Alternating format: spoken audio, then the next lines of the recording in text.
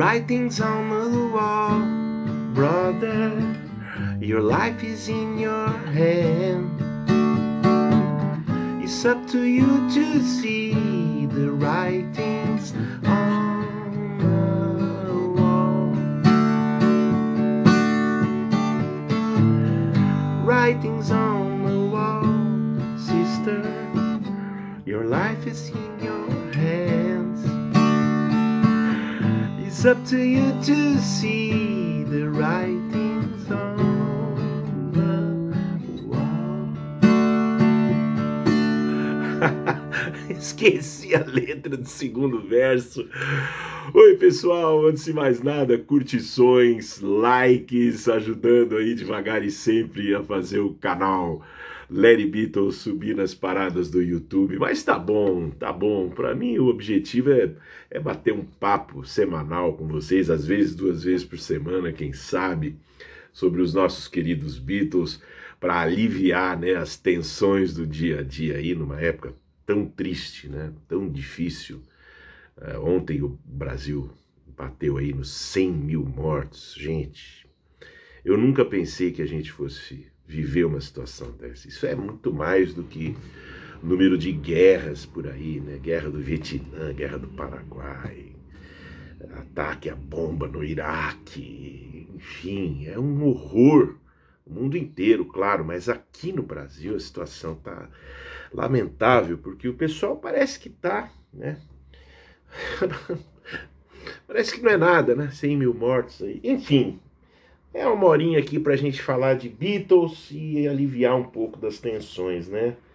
Nossos queridos Beatles. E hoje, vocês já devem ter percebido pela tentativa de tocar Writings on the Wall, do George, eu vou falar do Somewhere in England. Esse disco que foi polêmico lá, especialmente pro George, né?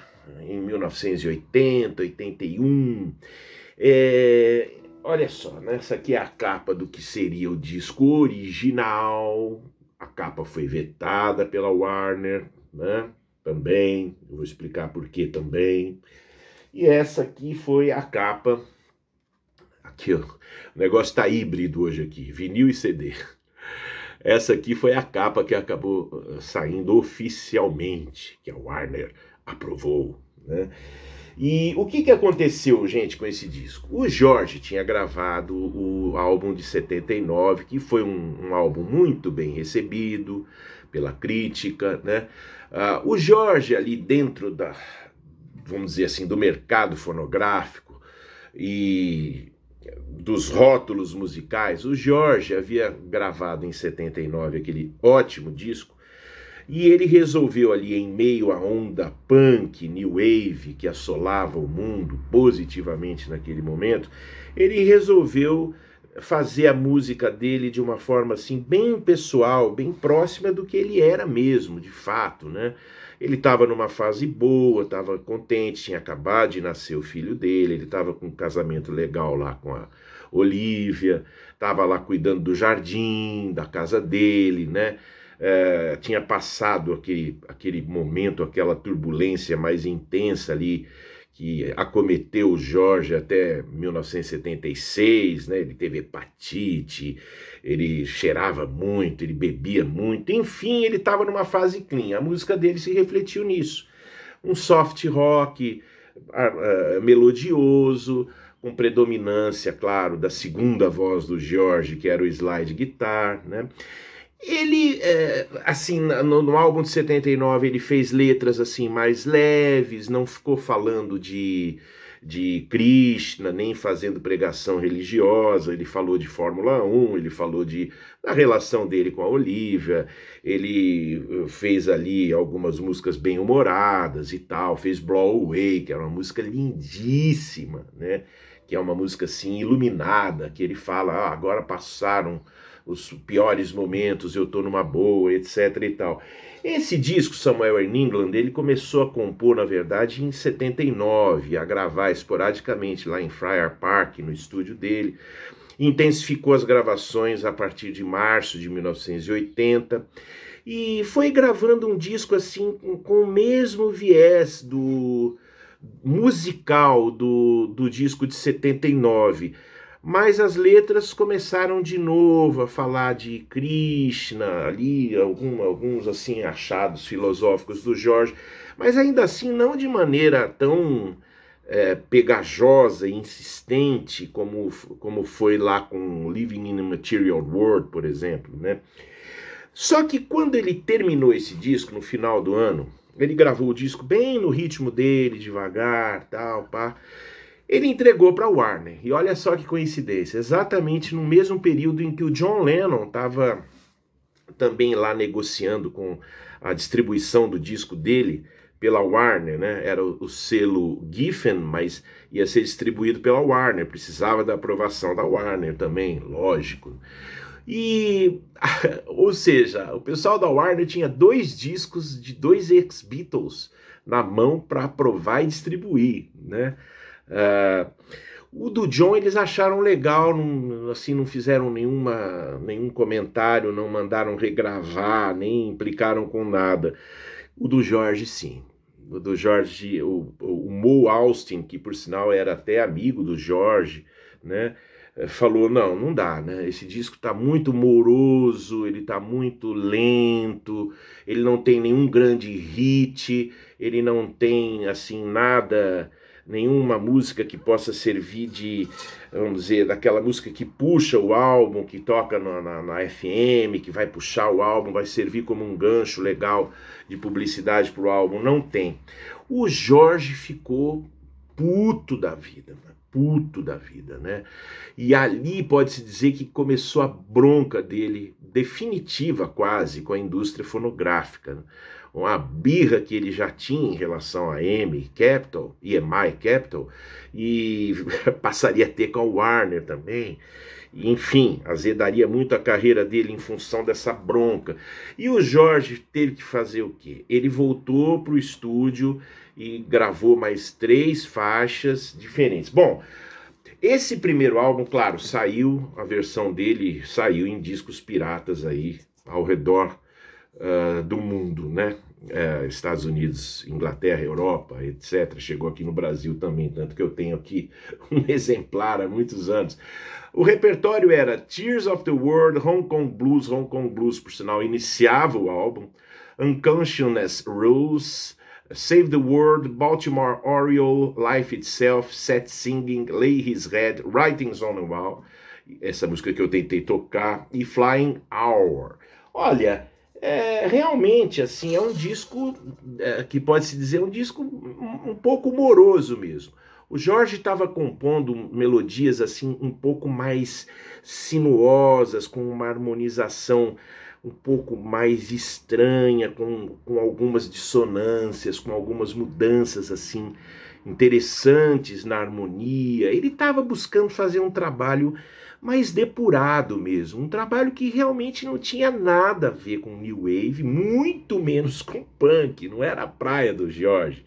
Era um trabalho muito pessoal dele. Mas quando ele percebeu que o mercado fonográfico já havia se transformado, que o pessoal da Warner, para mantê-lo ali em evidência, para investir publicidade nele, queria um disco mais up, ele ficou puto da vida.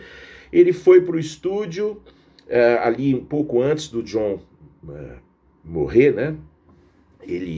Ou mesmo em dezembro, eu soube que mesmo depois que o John morreu, como uma forma de terapia também, o Jorge também gravou algumas coisas. Ele regravou, ou melhor, ele gravou as músicas Blood from a Clone, um rock assim, com um tempo muito louco, né? Com uma divisão rítmica muito interessante, com as batidas fortes sendo alternadas com os acessórios da bateria, muito legal. Gravou também não, como é que chama a música que eu adoro aqui, gente? Teardrops, que eu acho linda. Muita gente não gosta dessa música, mas é um funk, assim, uma música, né, meio funkzinha, assim, mas é interessante. Eu gosto, ouvi muito. Gente, eu gastei esse disco. Eu tinha edição de vinil, né? Vendi recentemente, por sinal. Eu gastei de tanto ouvir, eu adorei esse disco, né? E ele também gravou aqui That Which I've Had Lost, que é uma espécie de country rock, também assim com uma movimentação rítmica interessante, ou seja, 3 músicas chamadas up-tempo, né? Músicas com ritmo mais agitado, mais para cima, que na tentativa de romper com essa morosidade do disco que ele entregou primeiro. Nesse ínterim, o John morreu e o George estava gravando algumas coisas para o disco do Ringo, que estava sendo feito na época também, o Stop and Smell the Roses, que ainda nem tinha esse nome, né? Era Can't Fight Lightning. A gente vai falar no próximo vídeo desse disco. E o George gravou para o Ringo, compôs para o Ringo Wreck My Brain, que era uma música também bem up-tempo, um rock, um pop rockinho, assim, bem animado, para o Ringo gravar. E ele tinha gravado a base de All Those Years Ago também para o Ringo, evidentemente que não tinha esse nome. Eles ainda estavam por completar essa música, All Those Years Ago, quando o John morreu. E aí, o que aconteceu no começo do ano seguinte, 81? O George resolveu aproveitar a base dessa música que ele tinha começado a gravar para o Ringo, né, com o Ringo na bateria, evidentemente, e resolveu escrever uma letra em homenagem ao John. Todo mundo sabe da história.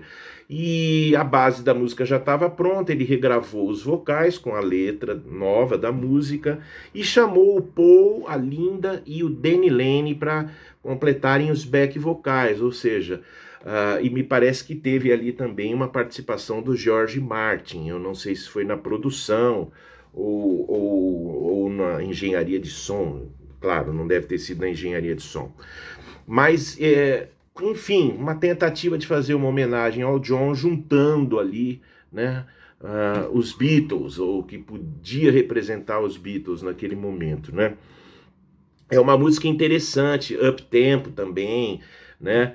E acabou sendo o grande hit que a Warner queria, né? Por vias absolutamente tortas, acabou sendo esse hit que a Warner queria. Então puxou a venda do Somewhere in England, que mesmo assim não chegou ao disco de ouro nos Estados Unidos, muito menos na Inglaterra e na Europa, onde também ali ficou entre, vamos dizer, os 30 mais vendidos, né? Os críticos torceram o nariz, disseram que o George estava realmente repetitivo, soava assim, muito anacrônico, fora de sintonia com o tempo dele ali, que era, como eu disse, um tempo em que tinha muita coisa surgindo no mercado, né? Muita gente fazendo boa música no terreno do rock, no terreno do pop, né? E o George realmente soava anacrônico. A letra das músicas as letras eram recheadas de dicas filosóficas muito interessantes, como Writings on the Wall. Eu acho uma música linda, o Writings on the Wall, né? Mas realmente ali para a época era um material que soava um pouco anacrônico mesmo, assim. Quem que poderia estar comprando o George Harrison? Fora o impacto da morte do John, o single All Those Years Ago, que vendeu bastante, foi o single que vendeu bastante, o LP não vendeu tanto, né? Quem poderia estar comprando, a não ser ali o pessoal que era bitomaníaco, fiel de carteirinha, como eu, por exemplo, como vocês, que compravam tudo que saía dos Beatles ou dos ex-Beatles, e possivelmente ali um público que se sensibilizou muito com a morte do John. Tanto que depois disso o George entraria, vamos dizer assim, num limbo, né, absoluto. Ele se recuperaria anos depois com o Cloud9. Ele gravaria o Gone Tropical, que a gente vai falar e tal. Mas essa fase foi uma fase esquisita. É claro que o George ficou puto, né? O George, ele tinha essa coisa assim, quem acompanha muito a carreira dele, acompanhava muito, ele era um crítico da indústria musical, né? Mas quando ele lançava um disco e vendia bastante, ele ficava, lógico, felicíssimo. Quando um disco dele era malhado, não vendia, tudo, ele ficava louco da vida, ou seja, ele dava muita importância para esse detalhe, né? Agora, As músicas do disco, ele gravou duas versões aqui de standards da música americana, né? Baltimore Oriole e Hong Kong Blues, que são duas boas versões, né? Eu gosto muito de Blood from a Clone, eu gosto de Life Itself, é uma música linda, linda, uma das músicas mais bonitas da carreira solo do George, né? All Those Years Ago, é uma música up-tempo, interessante, boa, né? Teardrops eu já falei que eu gostei muito, That Which I Have Lost eu gostei muito, acho uma música interessante, Writings on the Wall eu adoro, e tem também a Save the World, deixa eu ver se eu não estou esquecendo de mais nenhuma aqui.